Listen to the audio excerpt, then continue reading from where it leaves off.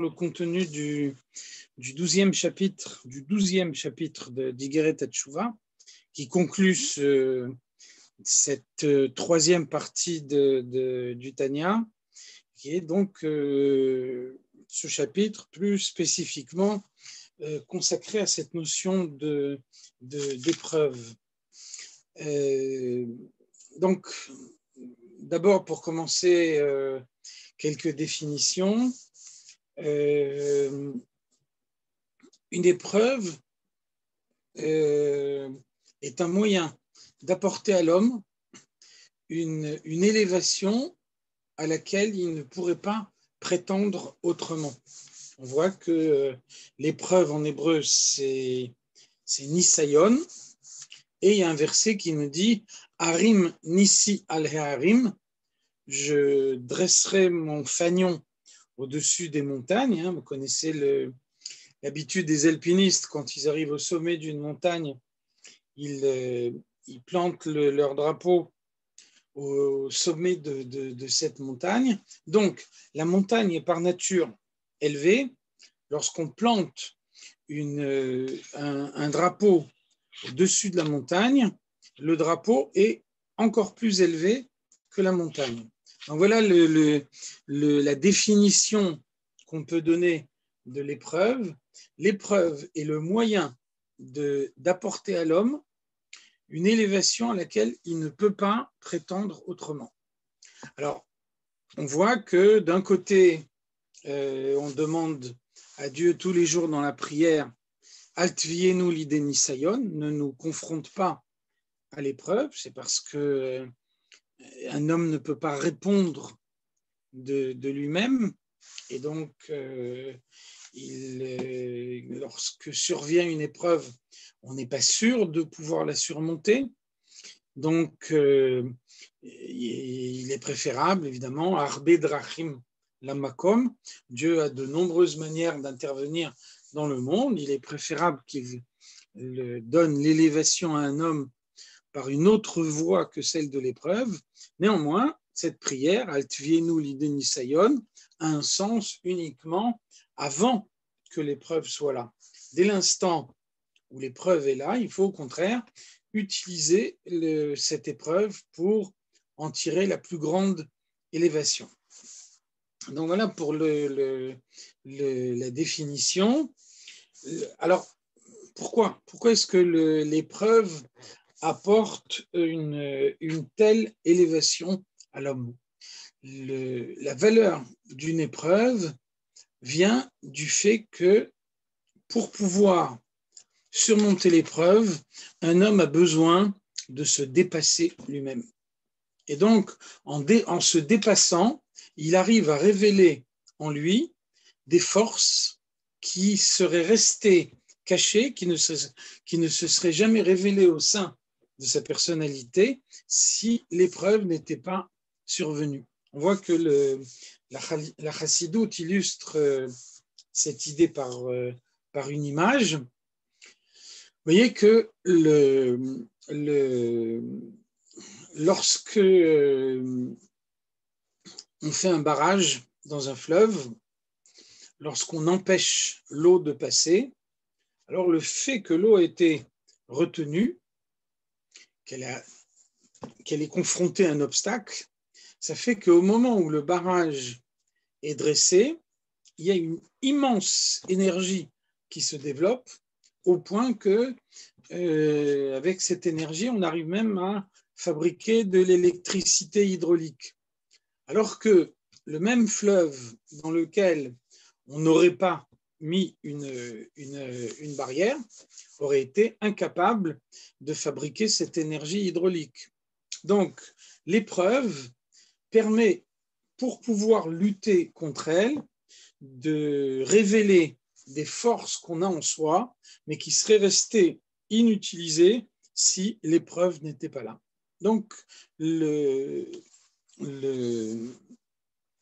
l'épreuve permet à un homme de se porter au-dessus de ce qu'il est réellement, de développer des capacités qu'en temps normal, il n'a pas. Qu'est-ce que c'est qu'une épreuve? Autre élément de réponse figurant dans la chassidoute, l'épreuve, c'est attendre de quelqu'un une réponse normale face à une situation anormale. Un exemple, Dieu demande à Abraham d'aller sacrifier son fils sur une montagne. Abraham prend la direction qui lui a été indiquée par Dieu et un moment, un fleuve lui barre la route. Donc, on est ici dans une situation anormale, une situation inexplicable. Dieu a demandé à Abraham de faire quelque chose. Il est difficile de comprendre que ce que Dieu a demandé à Abraham de faire se révèle impraticable, que l'obstacle est infranchissable.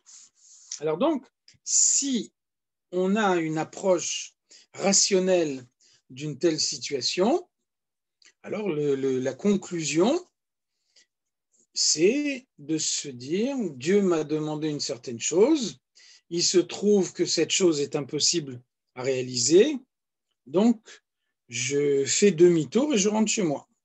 Et donc je ne suis pas tenu à l'impossible, et donc face à l'impossible, j'abandonne et je rentre chez moi. Alors qu'est-ce qu'on voit? Que ce n'est pas la réaction d'Abraham. Abraham se dit, le fleuve barre ma route, je n'en tiens même pas compte. Et donc Abraham marche dans l'eau, et quand l'eau recouvre pratiquement tout son corps, à ce moment-là, il s'aperçoit que c'est un mirage et le fleuve disparaît. Donc, réaction normale par rapport à une situation anormale. Une situation qui, en apparence, m'empêche de servir Dieu ou affaiblit mon service de Dieu est une situation anormale. Ma réaction est une réaction normale, c'est-à-dire que mon service de Dieu n'est en aucune façon affaibli. Il faut noter également qu'on a le droit de demander à Dieu, on a le devoir peut-être même de demander à Dieu la fin de l'épreuve. Un homme n'a pas de... Le judaïsme n'a pas de vocation martyre. Un homme n'est pas fait pour souffrir, quelle que soit la nature de cette souffrance. Et donc, celui qui souffre a le droit, a le devoir de demander à Dieu la fin de ses souffrances. Néanmoins, cette prière qui est adressée à Dieu ne donne en aucune façon le droit de remettre en cause, de se révolter. On voit que, par exemple, Moshe Rabbeinu, Moshe est soumis à une épreuve, Dieu se révèle à lui sur le buisson ardent et Dieu lui dit, va annoncer au peuple qui se trouve en Égypte que le moment de la libération est arrivé. Moshe Rabbeinu s'acquitte de la mission qui lui est confiée, il se rend en Égypte, et donc au moment où il a fait strictement ce que Dieu lui a demandé, c'est-à-dire annoncer au Bnei Israël que le moment de la délivrance est arrivé, alors qu'est-ce qu'on voit? Que à ce moment-là, l'esclavage devient beaucoup plus difficile. Et finalement, Moshe Rabbeinu s'aperçoit que, au lieu d'avoir implanté l'espoir dans le cœur des Bnei Israël, ce qui était à la fois son désir personnel et la mission qui lui avait été confiée, alors il a augmenté leur souffrance et sans doute peut-être même réduit leur espoir. Alors Moshe Rabbeinu s'insurge. Lama hareota la amazé, l'amazé shlachtani. Pourquoi as-tu fait du mal à ce peuple et pourquoi m'as-tu envoyé? On voit que même si Moshe Rabbeinu interroge Dieu, et on peut même dire dans des termes durs, à aucun moment, Moshe Rabbeinu ne se révolte. À aucun moment, il ne remet en cause la parole de Dieu. Il reste profondément soumis à Dieu, ce qui n'empêche pas de s'insurger devant la souffrance, devant la douleur, et de demander à Dieu d'y mettre fin. Autre point également, en introduction à ce chapitre 12 d'Igeret Hatshuva, un point qui est développé par l'auteur du Tanya dès le premier chapitre, et un point très important, l'Admour Hazaken, le Baal HaTanya, fait une différence nette entre les souffrances que Dieu envoie à l'homme et les souffrances qu'il s'impose à lui-même. Les souffrances que l'homme s'impose à lui-même, les mortifications, ne sont absolument pas souhaitables dans le service de Dieu. Donc c'est l'Admour Hazaken qui l'affirme dès le début d'Igret Hatshuva.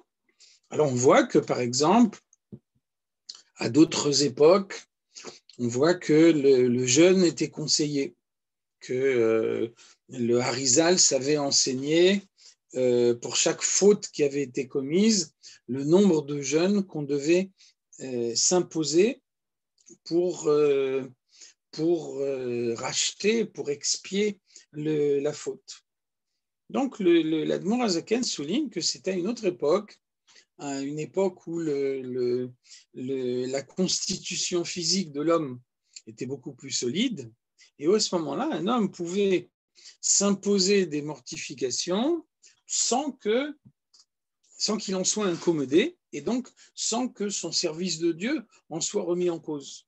En revanche, lorsqu'un homme souffre et que du fait de sa souffrance, son service de Dieu est remis en cause, si par exemple ces mortifications font obstacle à l'étude de la Torah, si elles font obstacle à la ferveur de la prière, alors elles sont exactement l'inverse de ce qu'elles doivent permettre d'obtenir.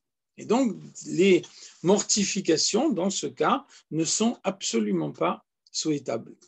Donc, le rabbi nous dit que après que le Baal Shem Tov, au moment où il a révélé la chassidoute, a montré que de nos jours, le jeûne n'est pas souhaité par Dieu, les mortifications ne sont pas souhaitées par Dieu, ça veut dire que le Baal Shem Tov a écarté totalement cette manière de servir Dieu. On ne peut pas servir Dieu en s'imposant soi-même des souffrances. Et là, on voit que l'Admour Hazaken, en ce sens, va beaucoup plus loin. Et l'Admour Hazaken nous dit, finalement, s'imposer soi-même des mortifications, c'est, d'un certain point de vue, une manière de révolte contre Dieu. Très fort comme affirmation. L'Admour Hazaken nous dit finalement, s'imposer à soi-même des souffrances, c'est dire, je ne fais pas confiance à Dieu sur les souffrances qu'il va m'envoyer, et donc je préfère choisir moi-même les souffrances que je veux m'imposer. C'est une certaine forme de remise en cause, c'est-à-dire exactement l'attitude inverse de celle de Moshe Rabbeinu qui était décrite au préalable. Donc, quand on parle ici d'épreuves, quand on parle de souffrances, il s'agit de souffrances qui sont envoyées par Dieu. Un autre point, pour être complet également, c'est que malgré ce qu'on pourrait penser, la souffrance garde toujours une partie de subjectivité. C'est-à-dire que la réalité est toujours éprouvée en fonction de la personne qui la vit. Le tempérament de l'homme intervient directement dans les événements de sa vie. Quelqu'un qui a une nature pessimiste aura tendance à voir les souffrances qui lui arrivent beaucoup plus sévères que ce qu'elles sont réellement. Alors que, inversement, celui qui est de nature optimiste saura minimiser, réduire ses souffrances. Alors là, la Torah nous dit quelque chose de très fort aussi, c'est que finalement,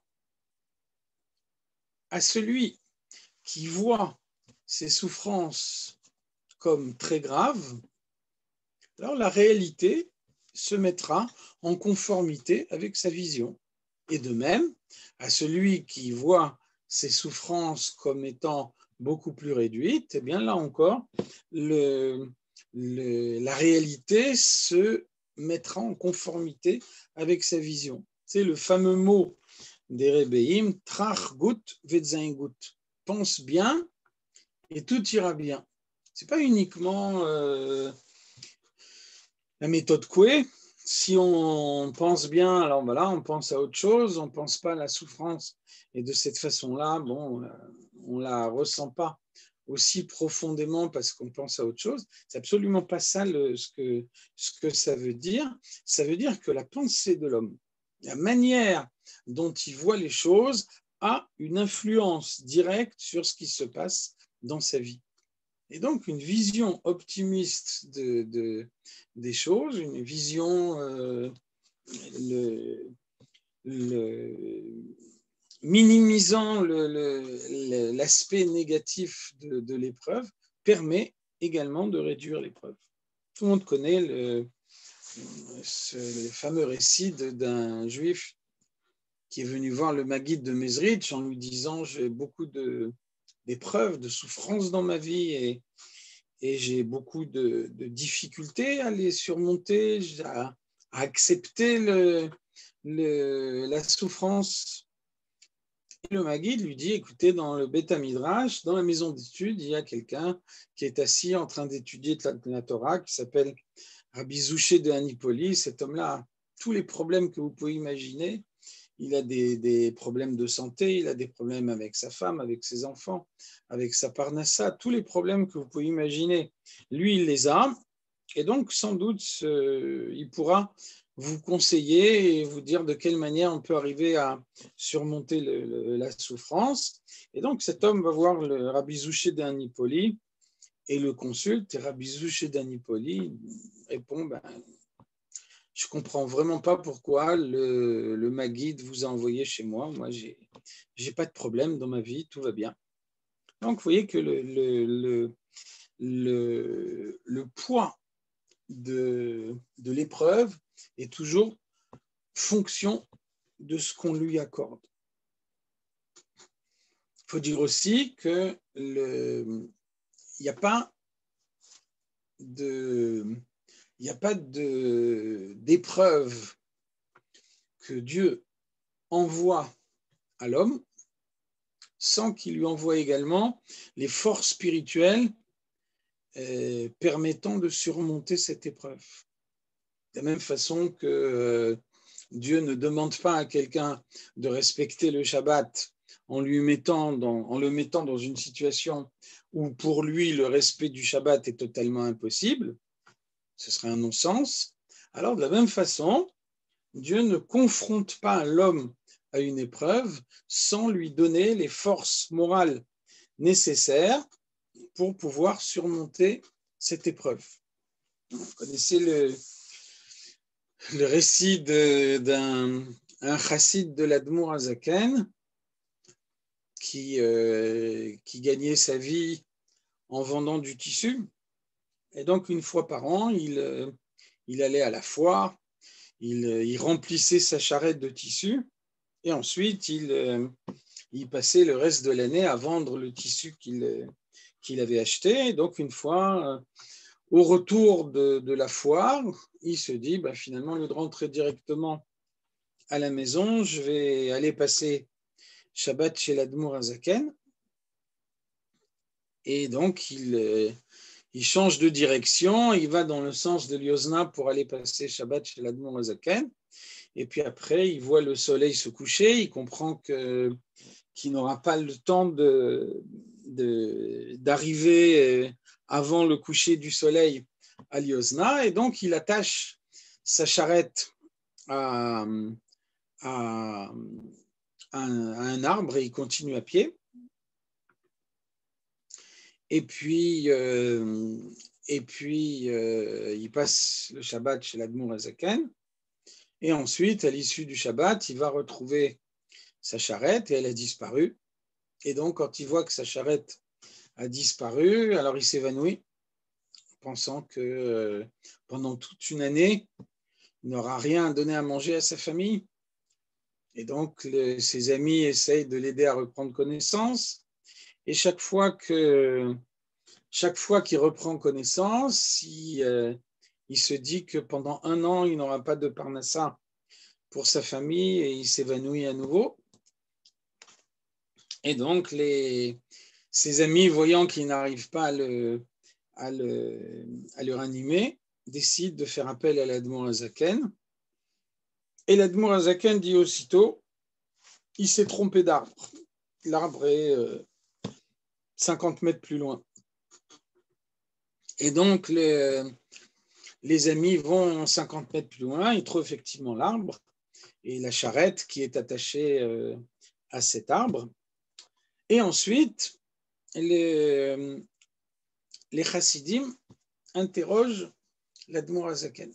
Est-ce que, pour pouvoir donner une réponse à une question comme ça, est-ce qu'on a besoin de Ruach HaKodesh?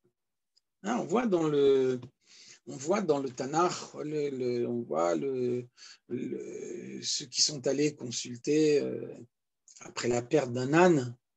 Après la perte d'un âne, on va voir le prophète et on le consulte. Où est mon âme? Donc voilà, c'était des prophètes. Alors est-ce que l'Admour Azaken, quand il répond à une telle question, est-ce qu'il a eu besoin de faire appel à son Ruach HaKodesh? L'Admour Azaken nous dit, l'Admour Azaken leur répond, il y a ici aucun Ruach HaKodesh parce que c'est une déduction purement logique. Le raisonnement est le suivant. Dieu a confronté cet homme à une épreuve, mais cet homme-là n'arrive pas à surmonter l'épreuve. Alors, si il n'arrive pas à surmonter l'épreuve, c'est que Dieu ne l'a pas confronté. Quand quelqu'un est confronté à une épreuve, c'est qu'il a les forces morales nécessaires pour pouvoir surmonter l'épreuve. Si Dieu l'a confronté à une épreuve, c'est qu'il a les forces morales. Là, en l'occurrence, ces évanouissements répétés font la preuve qu'il n'est pas capable de surmonter l'épreuve.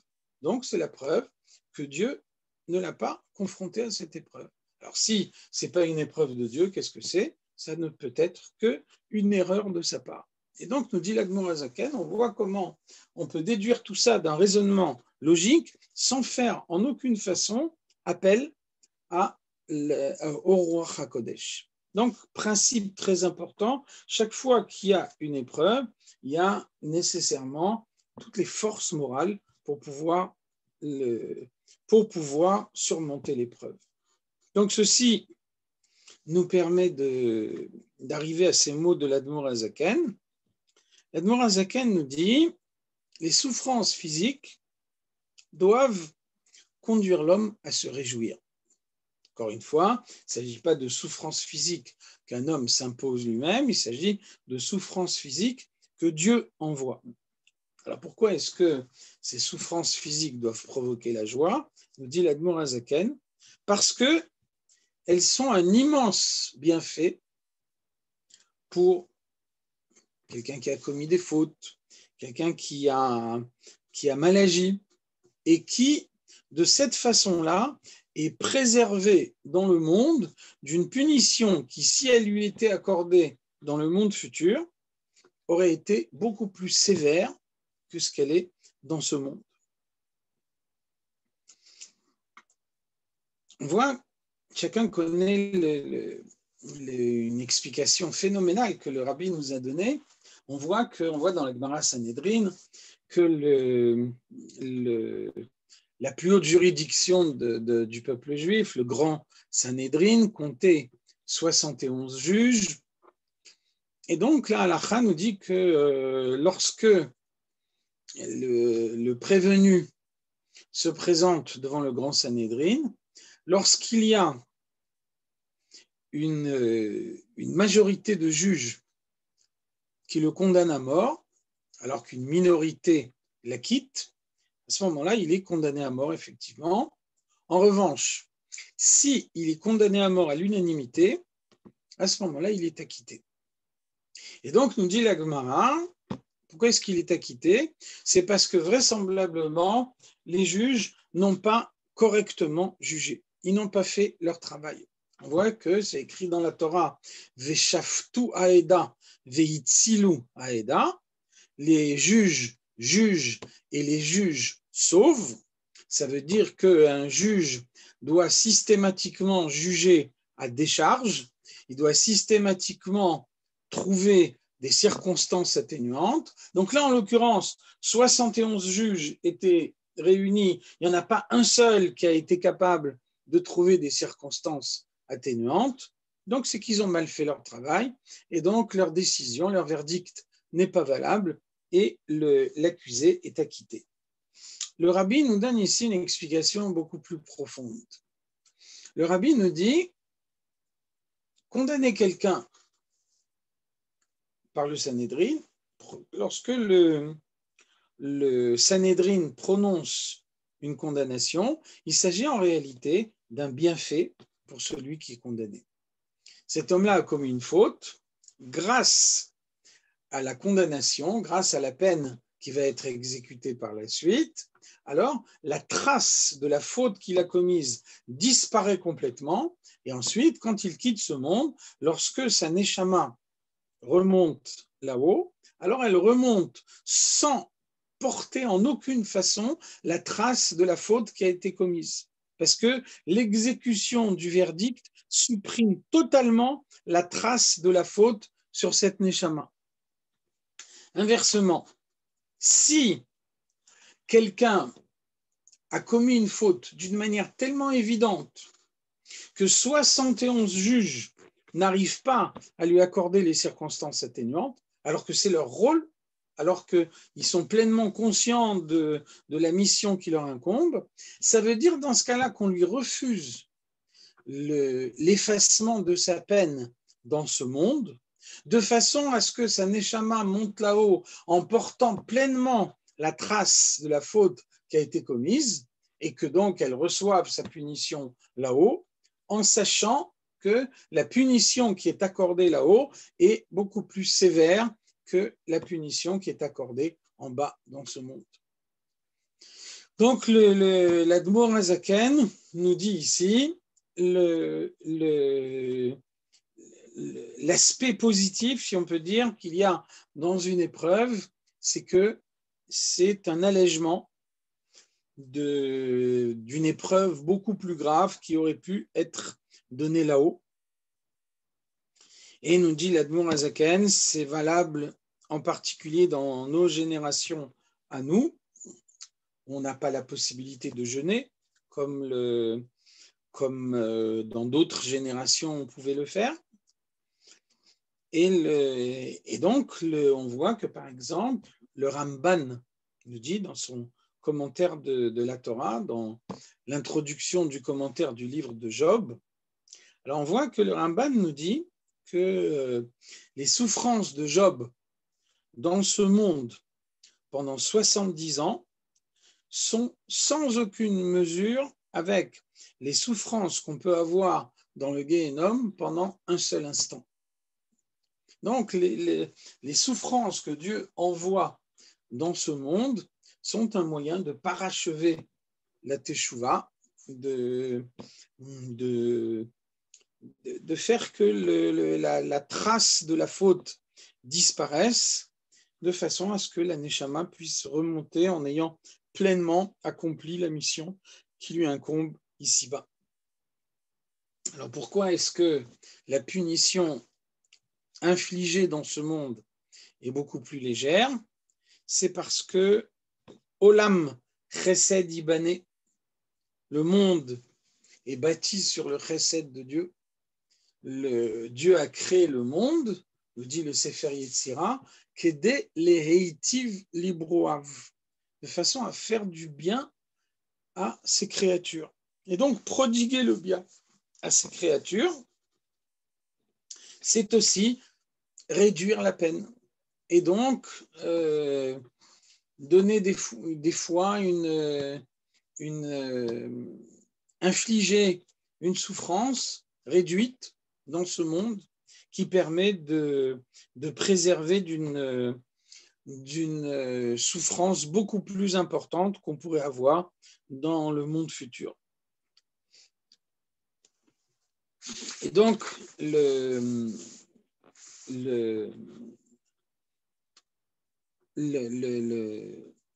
l'Admour HaZaken cite ensuite deux exemples. L'Admour HaZaken nous dit, lorsque quelqu'un apporte une colombe dans le Beth Amikdash, la colombe, ça s'appelle Korban Ani, le sacrifice du pauvre, d'un animal qui ne coûte pas très cher.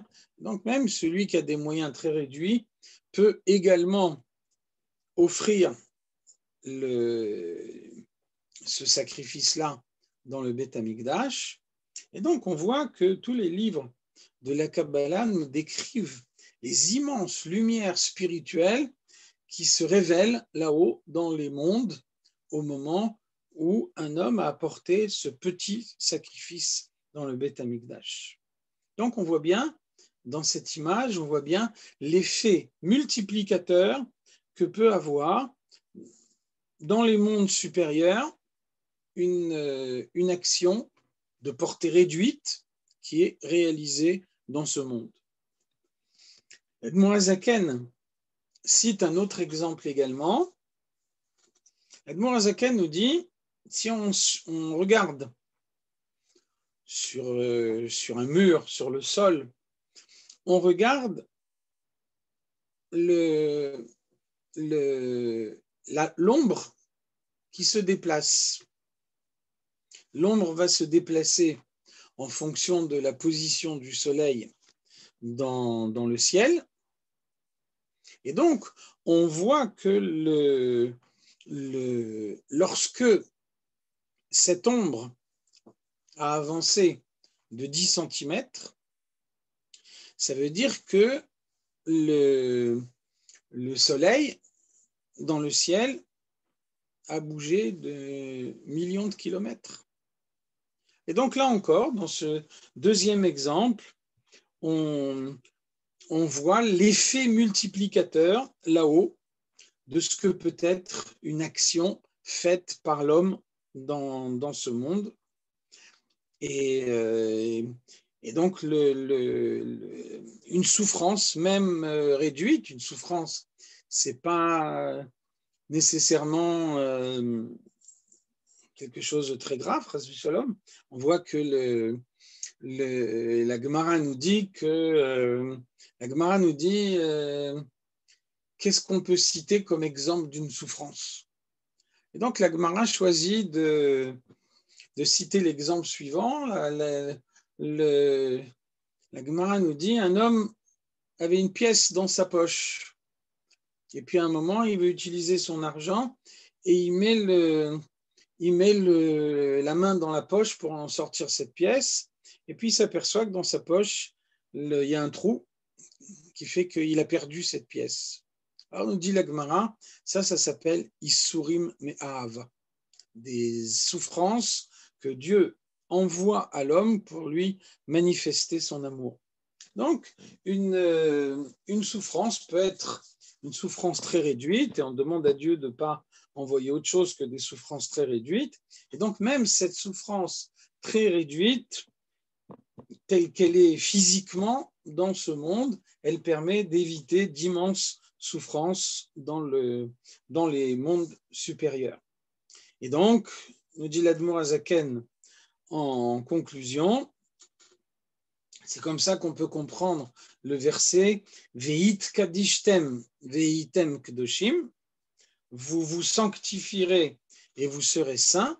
Alors, comment comprendre l'agencement de ce verset, les deux étapes successives, d'abord Veit kadishtem, ensuite veitem kedoshim. Donc, on peut bien comprendre, d'après ce qui a été expliqué au préalable, Veit kadishtem, faites un petit effort de votre part pour vous sanctifier. Ça peut être quelque chose de réduit. Malgré tout, grâce à cet effort réduit, Veitem kedoshim, vous serez saints, Dieu vous donnera une sainteté sans aucune commune mesure avec la valeur qui aura été faite.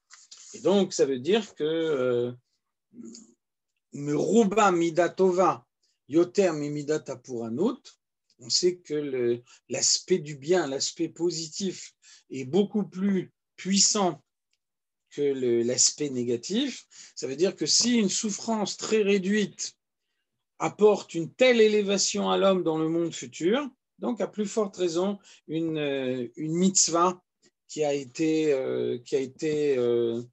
accomplie dans ce monde peut apporter à l'homme une immense élévation, élever son âme au-delà de toutes les limites.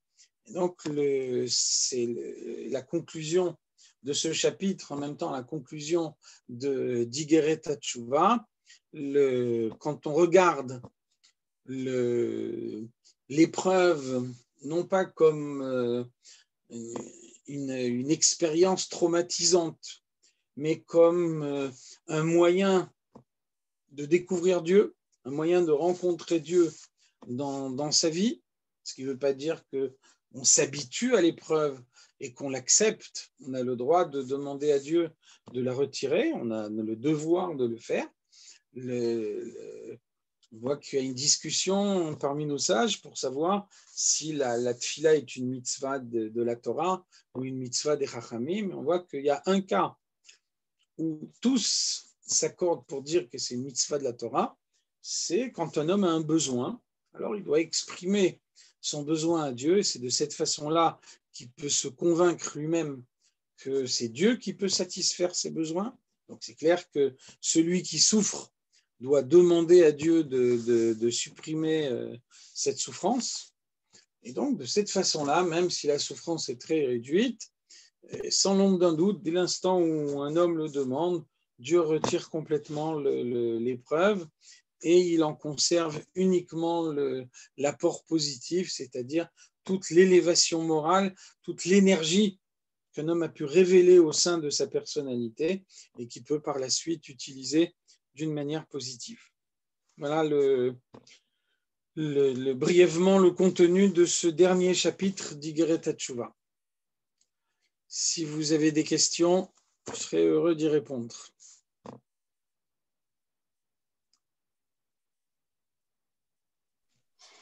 Merci beaucoup Rav Meloul pour ce cours très intéressant. Voilà, ceux qui ont des questions, ce serait bien de les écrire et je les lirai.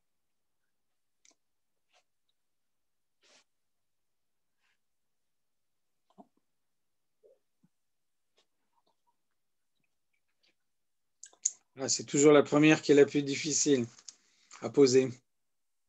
Voilà, on va attendre quelques minutes et puis bon, après.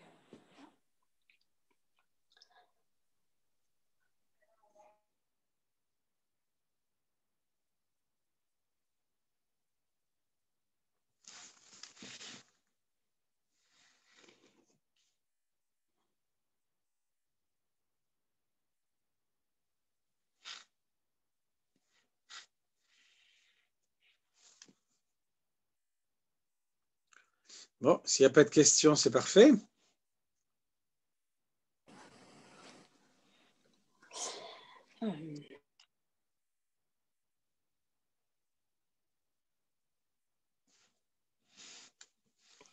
Alors, attendez, excusez-moi, j'ai une question. Il y a quelqu'un qui pose une question. Comment comprendre donc le sens d'une épreuve? Écoutez, je croyais avoir répondu à cette question. Je suis un peu désolé de la question parce que je me demande ce que je viens de faire là. Je ne Oui. sais pas quoi dire de plus que ce que je viens de dire depuis 3/4 d'heure pour Voilà, donc répondre à peut-être cette question-là. Pardon, ouais, donc si la personne peut peut-être détailler sa question, voilà. Sinon, Oui. il y a une autre question. Comment reprendre courage après une épreuve? Alors très simplement, pour reprendre courage après une épreuve, le meilleur moyen, c'est de ne pas perdre le courage même pendant l'épreuve. Dans la formulée de la question, on peut déjà trouver la réponse. C'est au moment même de l'épreuve qu'il ne faut pas perdre courage. C'est clair que quand on perd courage, c'est très difficile de le retrouver par la suite. Donc, il ne faut pas le perdre, même pendant l'épreuve. Il se trouve que on fait ce qu'on peut pour que l'épreuve n'arrive pas. Tous les jours, on demande à Dieu dans la prière de ne pas l'envoyer. Et puis après, lorsque l'épreuve est là, il faut avoir conscience qu'elle vient de Dieu et que Dieu n'envoie pas des choses inutiles. Et donc, ça veut dire que de cette façon-là, quand on observe l'épreuve de cette façon-là, on arrive à la supporter beaucoup mieux. Après, je vois ici Tzedaka, Tehilim. Alors, je vais peut-être vous choquer, mais il n'y a pas de formule magique. Il ne faut pas croire que je vais mettre une pièce dans la Tzedaka et boum, tout d'un coup, par miracle, l'épreuve va être beaucoup plus facile à supporter. Malheureusement, ça ne se passe pas comme ça. Je vais lire 3 Tehilim et boum, coup de baguette magique, l'épreuve est plus facile à supporter. Alors, c'est sûr que c'est bien de lire des Tehilim, c'est sûr que c'est bien de donner de la tzedaka, mais ni la tzedaka, ni les Tehilim, ni rien d'autre ne sont des baguettes magiques. La seule baguette magique qui existe, c'est sa propre réflexion, sa propre personnalité pour essayer de se convaincre soi-même que tout vient de Dieu, que le monde n'est pas livré à l'abandon, que quand il y a une épidémie qui se passe dans le monde entier, c'est pas parce qu'un Chinois un jour a décidé de manger ça plutôt que ça, c'est pas ça la raison, c'est la volonté de Dieu qui nous dépasse, parce que Dieu ne nous doit pas des comptes. Et donc, on est sûr que Kol de Avid, Rahmana le Tav Avid, tout ce que Dieu fait, c'est nécessairement pour le bien. Ça ne veut pas dire qu'on comprend ce bien, ça ne veut pas dire que ce bien est évident. On voit bien que dans les sikhot, le rabbi emploie toujours l'expression Betov anire ve'anigle, un bien visible et tangible. Alors on a le droit, on voit bien, le rabbi nous donne l'exemple, on a le droit on a le droit de demander à Dieu que le bien puisse être perceptible comme un bien. Lorsque, chas v'shalom, ce n'est pas le cas, malgré tout, notre conviction que Dieu ne peut pas faire autre chose que du bien ne doit nullement être entamée. Vous parlez de Tzedaka, mais en fait, Tzedaka, il y a marqué quand même Tzedaka Tatsil Mimavet. Alors, encore une fois, ça veut dire que on peut décider que par le mérite de la tzedaka qui a été donnée, quelqu'un va être sauvé de la mort. Maintenant, si quelqu'un donne de la tzedaka chaque jour en disant que ça le sauve de la mort, on n'a aucune garantie que c'est bien comme ça que ça va se passer. De façon générale, Agmara nous dit que la récompense des mitzvot n'est pas dans ce monde, elle est dans le monde futur. Ça veut dire que, encore une fois, il ne faut pas s'abuser soi-même. On ne peut pas penser qu'on va faire quelque chose qui ne correspond pas à la volonté de Dieu et puis ensuite on va dire 3 Tehilim, on va mettre 3 pièces dans une tzedaka et tout ce qu'on a fait, ça va être effacé. Malheureusement, ce n'est pas aussi facile que ça. Ce n'est pas comme ça que ça se passe. Le seul moyen d'effacer la faute, c'est de faire tchouva et d'être sûr de ne pas la recommencer à l'avenir. Le seul moyen de supporter l'épreuve, c'est de se convaincre soi-même que tout vient de Dieu et que Dieu ne peut pas envoyer quelque chose de mal. Et donc, ce n'est pas facile, C'est sûr que quelqu'un qui souffre a du mal à se tenir ce discours-là. Ça peut paraître un discours très théorique, mais ça demande un effort, parfois un effort intense de sa part, et on ne peut pas du tout remplacer cet effort par la lecture des Teilim ou par la Tzedaka. C'est un effort personnel, c'est une tournure d'esprit, une manière d'observer le monde. D'accord, merci. Alors, il y a d'autres questions. L'épreuve de ne pas avoir des enfants, comment la comprendre? Alors, il y a une mitzvah de la Torah d'avoir des enfants. Ça veut dire que, un homme doit tout faire, un homme et une femme doivent tout faire pour pouvoir avoir des enfants. Si, chas v'shalom, un couple se trouve dans une situation où ils ne peuvent pas avoir d'enfants, ça veut dire que c'est la volonté de Dieu. Ça veut dire qu'on ne peut pas se dresser contre la volonté de Dieu. Alors pourquoi est-ce que Dieu impose cette épreuve? On ne peut pas le savoir. Peut-être que cet homme et cette femme ont déjà eu de nombreux enfants dans une vie antérieure. Et donc, cette mitzvah-là, ils l'ont déjà pleinement accomplie. Et donc, ce n'est pas pour cette mitzvah que leurs âmes sont redescendues une deuxième fois dans le monde. Dieu attend d'eux de se renforcer dans d'autres mitzvot dans lesquelles ils ont eu peut-être des lacunes lors d'une vie précédente. Et c'est ça, c'est sur ça que doit porter leur effort essentiel. Pour faire une comparaison avec l'actualité, Dieu nous demande d'avoir des synagogues d'organiser des minyanim dans les synagogues et d'inciter un maximum de juifs à venir à ces minyanim. Et puis ensuite, Dieu nous confronte à une situation dans laquelle les synagogues sont fermées. Alors on n'y peut rien. C'est de toute évidence la volonté de Dieu qu'en ce moment on n'aille pas à la synagogue. Qu'est-ce qu'on peut faire? On ne peut pas aller contre la volonté de Dieu. Donc ça veut dire que Dieu nous demande actuellement de prier à la maison. Et donc de la même façon, lorsqu'un couple, malgré tous les efforts qu'il a pu faire, n'a pas d'enfant, ça veut dire que Dieu leur demande de faire porter leurs efforts sur d'autres mitzvot. Quelqu'un voudrait avoir une connaissance profonde de la Torah, et puis Dieu lui donne des capacités intellectuelles limitées.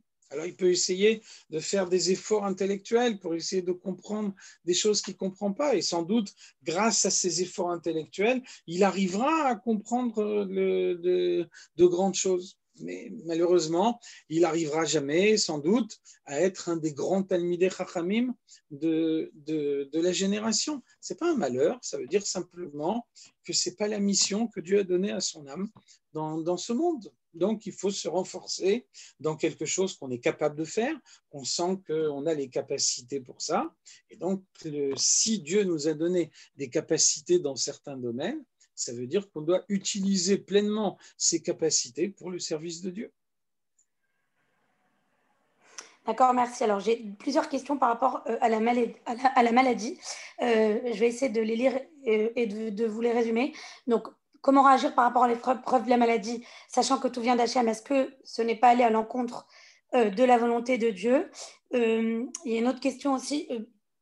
Pourquoi l'épreuve de la maladie? Et comment sortir de cette épreuve? En général, c'est vrai que c'est beaucoup adressé aux gens qui sont très bien, qui ont une grande émouna. Alors, ok, que tout vient de Dieu, mais c'est insupportable. En 2 mots, voilà, est-ce que vous pouvez expliquer un peu l'épreuve par rapport à la maladie? Pourquoi? Et voilà, les chaînes de Télim qui sont organisées pour les malades, ça veut dire quoi? Que ça ne servira à rien? Enfin, si vous pouvez peut-être expliquer un peu ça. Merci. Il est évident que les Teilim qu'on peut dire pour guérir des malades sont tout à fait utiles et tout à fait souhaitables. Il est évident qu'on dit 3 fois par jour dans la tfila « Refé cholé amo Israël ». Ça veut dire qu'on pense vraiment que les malades peuvent guérir parce qu'on a prié pour eux. Donc, la souffrance de la maladie, c'est une des épreuves auxquelles l'homme peut être confronté. Alors, on voit bien que dans la prière, on dit « Yehi ratson milfanecha », que ce soit ta volonté. Qu'est-ce que ça veut dire que ce soit ta volonté? Ça veut dire que pour l'instant, ce n'est pas ta volonté. Donc, je te demande de changer de volonté. Donc, on peut imaginer qu'un homme guérisse parce que d'autres hommes ont prié pour lui. Et donc, de cette façon-là, Dieu a changé de volonté et il a obtenu la guérison. À partir du moment où la possibilité de faire changer la volonté de Dieu existe, on doit l'utiliser pleinement et prier pour ceux qui sont malades. Malheureusement, on voit des gens qui sont malades et qui ensuite ont une issue fatale. D'abord, il faut savoir que la maladie, c'est une demande qui a été faite à Dieu par Avraham Avinu. Avraham Avinu a demandé à Dieu qu'au préalable, la maladie n'existait pas. Et donc, à l'époque, les gens quittaient ce monde, la Neshama quittait le corps en éternuant. Donc, au moment où ils éternuaient, leur neshama quittait leur corps, d'où la coutume qu'on a conservée jusqu'à maintenant de souhaiter une longue vie à quelqu'un qui éternue. Et donc, Avraham Avinu a prié Dieu, il a obtenu de Dieu que la maladie existe de façon à ce qu'un homme ne quitte pas ce monde de but en blanc, mais qu'il ait une préparation à quitter ce monde pour qu'il puisse faire tchouva. Donc, effectivement, on doit prier pour un malade, et grâce à Dieu, on voit de nombreux cas où des malades pour lesquels on a prié, ont guéri. Et puis, ensuite, on voit que malheureusement, il y a d'autres fois où la maladie est le prélude à ce qui attend tout le monde finalement. Hein. Donc, la mort n'est pas une punition. La mort est une étape de la vie de la Neshama. La Neshama est beaucoup plus forte que l'existence physique et la Neshama continue à exister d'une autre façon même après l'existence physique. Et donc, c'est la réflexion à tout ça qui permet d'avoir une autre vision des choses.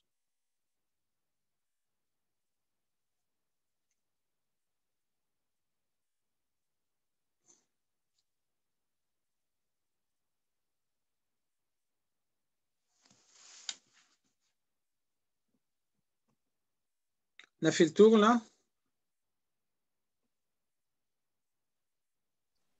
Excusez-moi, alors merci, attendez juste, j'avais coupé mon micro, il y a d'autres questions. Comment savoir quelle décision prendre pendant une épreuve? Alors, quand on a une décision à prendre,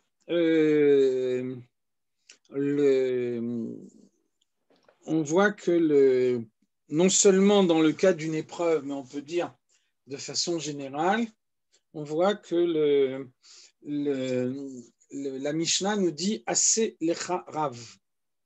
Fais-toi un maître. Donc ici, rav, ce n'est pas un rav au sens halachique du terme, quelqu'un qui est capable d'indiquer quelle est la halacha. Ici, un rav, ça veut dire plutôt un guide spirituel. Donc, bien souvent, le moyen de clarifier son analyse des choses, c'est de consulter un bon ami. Pour une raison très simple, c'est qu'on a soi-même un Yetzer Tov, un Yetzer Hara.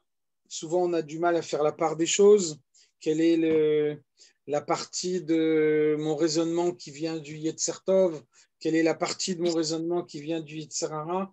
En revanche, quand on consulte un ami, on a la certitude que le Yetzer Hara de cet ami n'intervient pas dans sa réponse.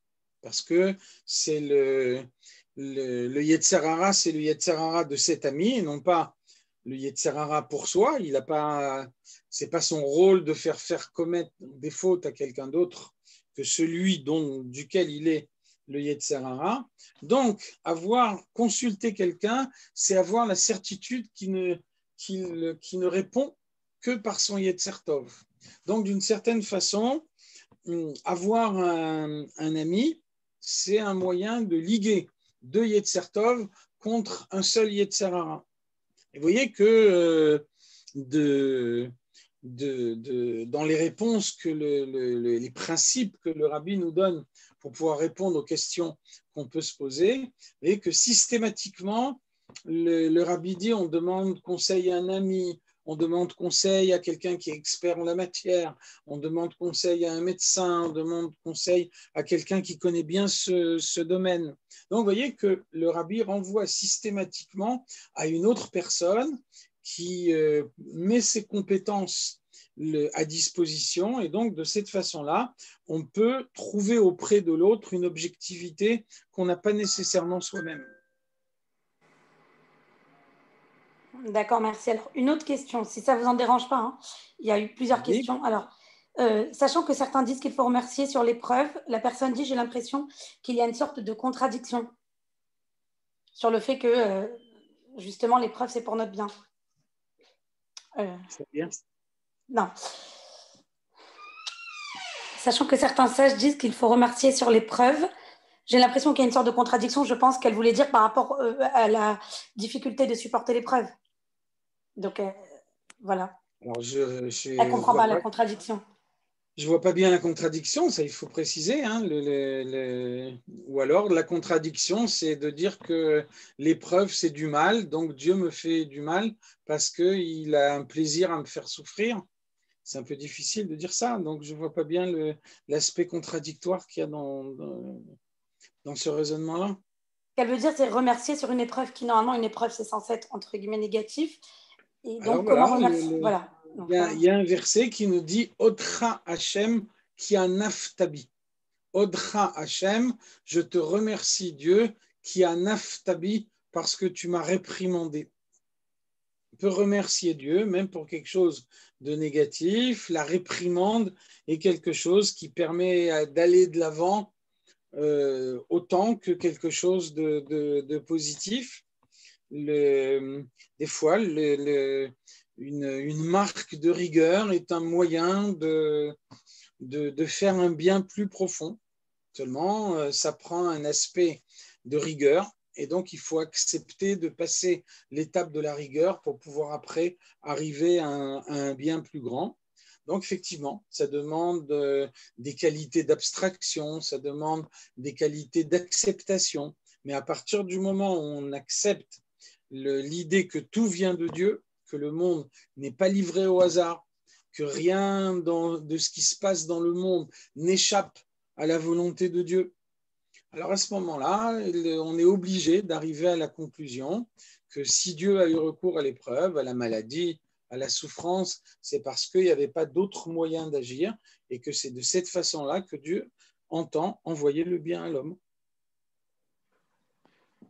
D'accord, merci. Alors, il y a une autre question. Est-ce que l'épreuve est forcément la conséquence d'une faute? Parce que tout à l'heure, vous avez parlé de quand quelqu'un fait une faute. Absolument pas. Il n'y a aucune relation entre la faute et l'épreuve. Non seulement ça, mais je disais tout à l'heure l'expression de l'Agmara, que l'Admor Hazaken cite aussi au premier chapitre d'Igeret HaTshuva, Issurim me'ahava, des souffrances qui sont une marque d'amour de Dieu. Qui est Asher Yehav Hashem Yochiach. Dieu fait souffrir celui qu'il aime. Lorsque on n'aime pas quelqu'un, alors l'attitude qu'on a envers lui, c'est de l'indifférence. L'indifférence, c'est on ne fait pas souffrir quelqu'un auquel on est indifférent. Donc Dieu n'est indifférent à personne. Évidemment, Dieu aime chacune de ses créatures. Donc les souffrances qu'un homme peut avoir, l'épreuve, sont également des marques d'amour de la part de Dieu et en aucune façon des punitions. Surtout à notre époque où, à l'époque des prophètes, on pouvait imaginer, de nos jours, la valeur de punition qu'il y a dans les choses négatives a disparu complètement et donc tout l'apport ne peut être qu'un apport positif. D'accord. Voilà, une avant-dernière question. Vous avez évoqué que lorsque la personne n'arrive pas à surmonter l'épreuve, elle peut demander à Hachem de lui enlever l'épreuve. Comment, Non, dans ce c'est pas ce que cas-là, j'ai dit. Non, non, non, non. C'est pas ce que j'ai dit. J'ai dit que quand quelqu'un ne peut pas surmonter l'épreuve, Dieu n'envoie pas l'épreuve. Et donc, si Dieu a envoyé l'épreuve, c'est que nécessairement il peut la surmonter. C'est pas la même chose. ah oui, donc, la personne n'avait pas bien compris. Alors, donc justement, elle demande est-ce que la tchouva et la tfila peuvent mettre fin à l'épreuve? Est-ce que la tfila, les beaux des Bien doutes, sûr, bien tout sûr. ça, est-ce que ça peut La mettre fin à tchouva, l'épreuve? la tfila peuvent mettre fin à l'épreuve. Avant tout, l'épreuve arrive à l'homme pour que l'homme en tire une élévation. Quand un homme a pleinement tiré cette élévation, alors à ce moment-là, Dieu peut mettre fin à l'épreuve parce que l'épreuve a apporté tout ce qu'elle devait apporter. Mais c'est évident que, je le disais, c'est une mitzvah de demander à Dieu de mettre fin à l'épreuve et de trouver d'autres moyens d'apporter l'élévation à l'homme. Et c'est clair que la tchouva, la tfila, toutes les bonnes actions peuvent contribuer à mettre fin à une épreuve, bien sûr. D'accord. Juste maintenant, c'est une question. Donc, est-ce que quand vous parlez d'épreuve, ça doit être une épreuve forcément qui touche la personne elle-même ou une épreuve qu'elle subit, par exemple, la perte d'un être cher? Est-ce que ça peut être du coup, est-ce que c'est Bien sûr, considéré comme une épreuve? évidemment. L'épreuve d'un être cher est une épreuve et justement, c'est pour ça qu'il y a dans la Torah des dynim de Havelut. Les dynim de Havelut ne sont pas pour celui qui a quitté ce monde. Celui qui a quitté ce monde, sa neshama se trouve là-haut et elle connaît des élévations là-haut. Donc finalement, les dynim de Havelut ont pour but de permettre à ceux qui ont subi l'épreuve de la perte d'un proche de pouvoir, à travers ces pratiques, conserver encore une relation avec ce proche. C'est justement parce que la Torah est consciente de la souffrance de cette épreuve qu'elle donne des pratiques qui permettent en français, ça s'appelle faire son deuil, c'est-à-dire arriver à intégrer ce qui est arrivé et arriver, malgré la situation, à pouvoir conserver une relation avec la Neshama qui a quitté ce monde. D'accord. Bon, bah, je pense qu'on a fait le tour des questions. En tout cas, merci beaucoup pour ce cours. C'était très intéressant. Et puis, si Dieu veut, on se donne rendez-vous. Donc, c'est le 13 décembre. Bezrat Hachem pour la suite et pour un autre chapitre. Alors, merci beaucoup. Bonne soirée à tout le monde. Bonne soirée. Merci. Au revoir. Au revoir.